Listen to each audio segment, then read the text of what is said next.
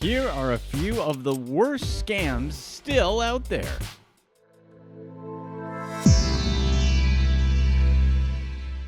Number 10.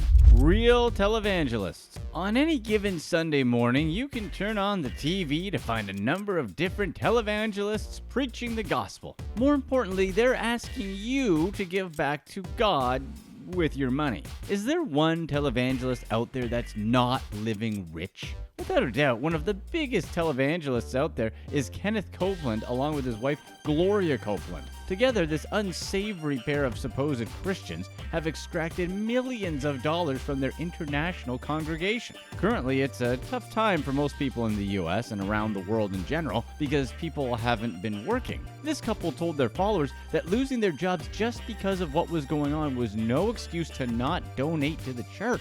But we don't want to single out the Copelands, as there is no shortage of sleazy televangelists. Creflo Dollar asked his followers to pay for a $65 million jet. Texas pastor Joel Osteen has been reported to have a net worth of $50 million. Somehow, Osteen couldn't find room in his 16,000-seat megachurch to house hurricane victims during Hurricane Harvey back in 2017. In South Carolina, another televangelist named John Gray bought himself a Lamborghini because he said it was what God wanted for him and his wife. But really, how do these preachers dupe thousands of people into giving them money? They often preach what's known as the prosperity gospel.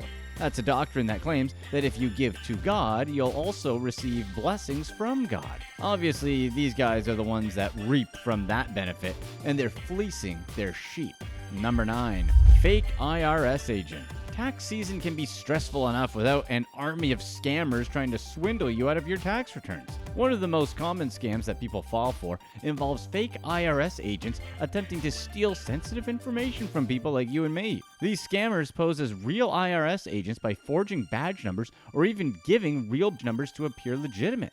The con is pretty simple. These scammers will contact you via phone, text, or email, threatening you with jail time or severe legal penalties if you don't provide immediate payment. They'll make up some claim that you owe money for back taxes, or another popular one right now are penalties related to the Affordable Care Act. Then they'll make up some ridiculous interest charges as well unless you pay right now. Some scammers have gotten so sophisticated that they have almost indistinguishable websites from the IRS to steal your information. One major sign that you're a victim is if your tax return is rejected when you try to file it. This could happen if someone has already filed a fake return using your social security number in order to claim a fraudulent refund. The current scam right now relates to stimulus payments the IRS is about to give to U.S. citizens. Most Americans will get their checks through a direct deposit, but for those people who didn't pay their taxes electronically, they'll get their stimulus check through the mail. Scammers will try and have people sign over checks in order to have you verify payment details. Number 8. Fake prints. Now, we're at the good old fake print scams. A hustle so old that there's almost no way you haven't heard of one. In these scenarios, here's the too long didn't read situation. A person usually claims to be of royal descent and then requests loans or investments with the promise of high returns. The most famous of these is the Nigerian print scam. In this scam, the victim is contacted most often through email by a Nigerian prince or Nigerian government official. They claim that they need a small amount of money to gain access to millions of dollars to their United States bank accounts. Obviously, once anyone is duped into sending any money, they never see that money again. Ever wonder why those emails are filled with bad grammar and typos? It's actually done on purpose in order to filter out people who won't fall for these scams. However, there are way more sophisticated fake print scams. A scammer named Anthony Gignac posed as a Saudi Arabian oil prince to con millionaire investors into giving him roughly $8 million. Gignac promised these investors a stake in his oil company, Saudi Aramco, one of the largest oil companies in the world.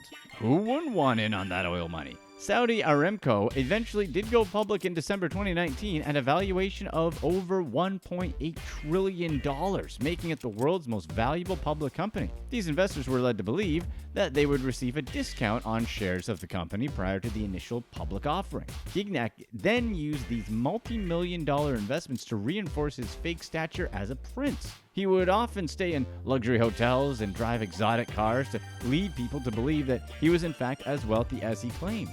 Too bad for these guys, Gignac was a lifelong con artist and a Colombian-American immigrant. The Department of Justice eventually reeled in Gignac and sentenced him to 18 years in federal prison. Amazingly, it was revealed that he had been running these types of Saudi prince scams since 1988.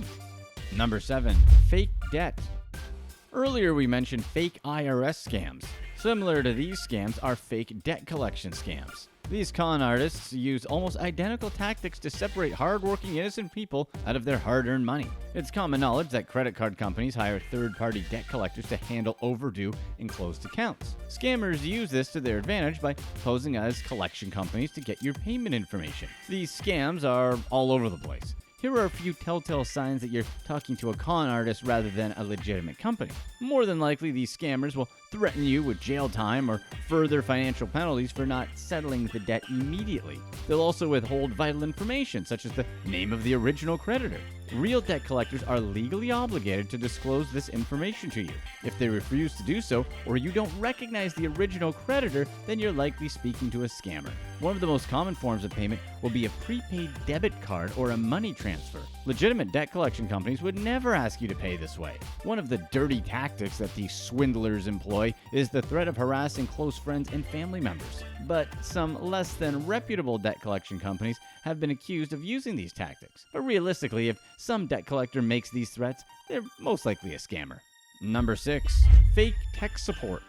Another form of telephone fraud is the tech support scam. This scam usually targets seniors because, for whatever the reason, they're the least tech savvy. And anyone that's not good with computers, viruses, and malware are scary. Tech support scammers aim to exploit that fear and offer a fake solution. In this con, the criminal will contact you claiming that there's some sort of security issue with your computer. These tech support scammers will claim to be some tech reputable company and say that they found malware on your computer. Once they give you a lengthy explanation of how and why your information is at risk, then they'll ask you to provide remote access to your computer. Once they get access to your computer, then they'll attempt to install some sort of malware or phishing software to record your sensitive information over time. In some cases, they'll ask you to pay a one-time refundable fee for their technical support. Obviously, all sorts of weird charges will start popping up. Another version of the scam involves pop-up ads on unsecured websites. These ads will often look like real alerts and claim that your computer is at risk. And that's why a lot of senior citizens will fall for these claims. The truth is, initiation for tech support always has to be initiated by the end user. Number 5. Guardianship scam. Age comes for all of us, and when it does, we can only hope that we have someone trustworthy to look after us. In the case of guardianship scams, the victims get quite the opposite. When an individual reaches an age where their competency is lacking, the state may assign them a legal guardian. This guardian is tasked with handling an elder person's day-to-day affairs. With this responsibility comes complete access to the disabled person's financial information.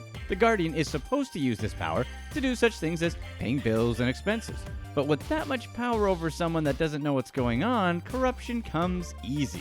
In many cases, guardians take advantage of their clients' disabilities to make purchases that are beneficial to them. One of the most famous cases involves a guardian by the name of April Parks. Parks had made a career of scamming disabled clients out of their money. She would take her potential clients to a single doctor's appointment in order to obtain a diagnosis of mental incompetence. She would then take this doctor's note to a judge who would grant Parks emergency control over her targets. After she becomes their guardian, she then begins selling her clients' belongings. She would start having her doctor, who is in on the scam, to have her clients placed on heavy sedatives. From there, she would go on to abuse her access to their bank information. There are a lot of other ways guardians can scam their clients. Sometimes crooked lawyers will make themselves a guardian as well.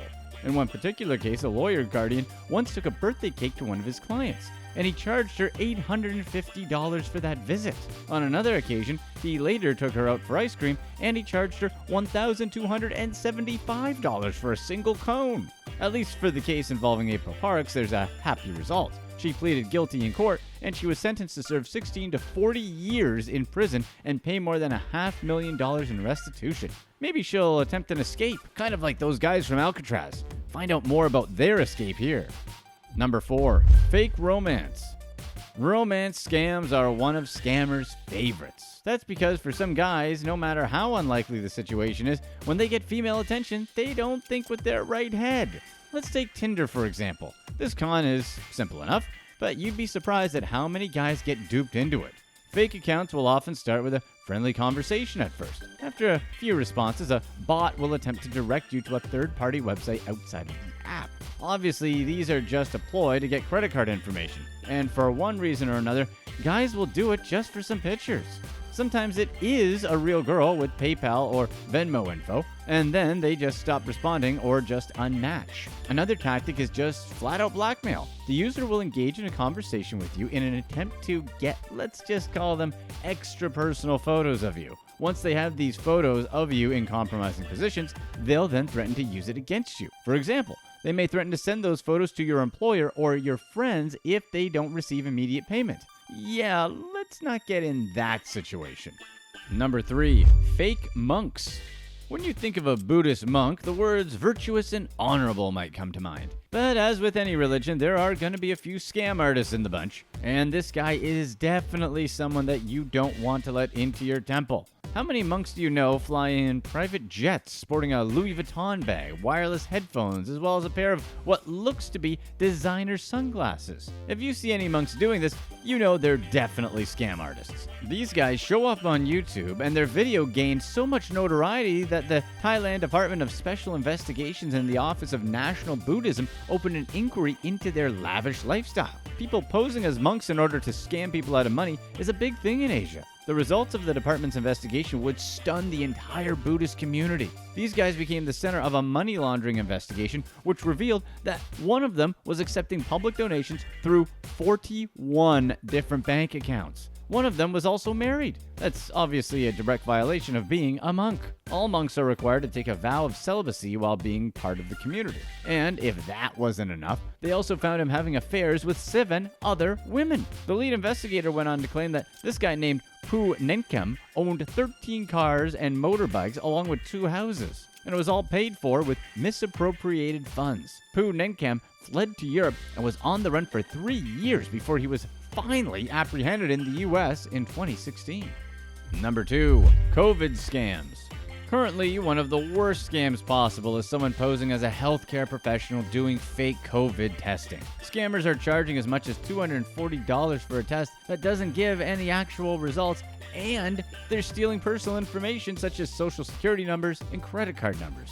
These scammers will set up makeshift testing sites outside various churches with workers dressed head to toe in hazmat gear in order to attract attention. What's even worse is that typically these scammers are wearing the same gloves from person to person, and they're further contributing to the current problem. One known scam was set up in the middle of Louisville in Kentucky. It's not just testing either. It's gone down to disinfectants and sanitizers as well. The Environmental Protection Agency has threatened legal action against retailers that sell unregistered disinfectants and sanitizers that falsely claim to protect against the virus. But okay, maybe the worst is hoarding personal protective gear to sell at a giant markup for healthcare professionals. And although this technically isn't a scam, we just can't help but point out how scummy this practice is.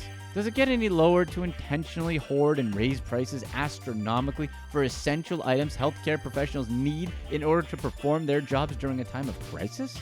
Number 1, fake FedEx. It's a great feeling to know that your package has finally arrived. But what about getting a text about a package that you have no clue about? It didn't take long for scammers to exploit text message tracking to try and steal your credit card information. These scams are exceedingly deceptive because a lot of times it includes your actual name and address. Scammers will send a text message with a fake shipment tracking code and a link to update your delivery preferences. However, the link will end up sending you to a fake Amazon satisfaction survey. After answering some questions, you're asked for a credit card number to claim a free product. If you're in doubt about a tracking number, go to the main website of any shipping company and search the tracking number yourself. Watch this next video to learn about the untold truth about the escape from Alcatraz.